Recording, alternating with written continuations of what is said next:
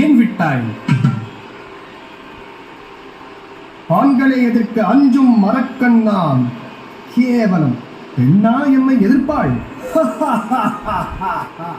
அப்படியாரக்கனே, அளித்தோம் யாம் நீ விரும்பிய வரம். அளித்த வரத்தை பெற்று நீ வளமோடு வா.